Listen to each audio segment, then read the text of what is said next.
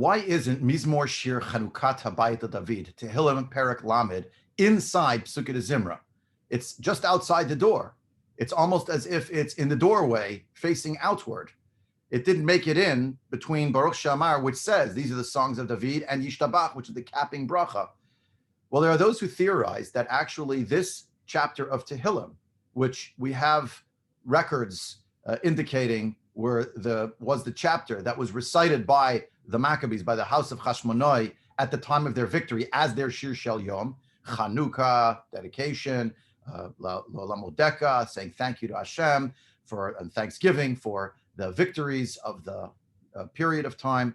But the people loved it so much that they took it and decided to say it not just once a year during the period of Hanukkah, but every single day.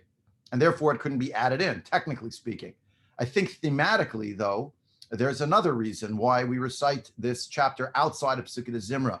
Psukei Zimra is about happiness and joy and about a rediscovery of one's relationship with HaKadosh Baruch Hu by thinking about elements of nature, Jewish history, etc.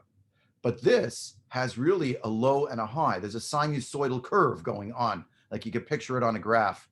There's a layer here of I was low and you brought me high and you saved me from death. But listen to these words apropos our Parsha. Chitoni mi yordi vor. You sustained me from allowing me to go down to the pit.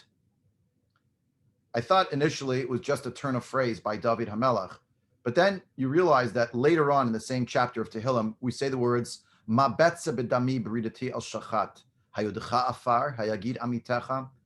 Here David HaMelech bargaining with the HaKadosh Baruch Hu, as it were. What gain would there be if I was to die? If I went down to destruction, to the grave? Will the earth itself say thank you to you? Can it speak of your truths? And this is the line that Yehuda refers to when he speaks to the brothers, actually, after throwing Yosef into the pit. Vayomer Yehuda el Echav, ma betza ki naharog et achinu, v'chisinu et damo.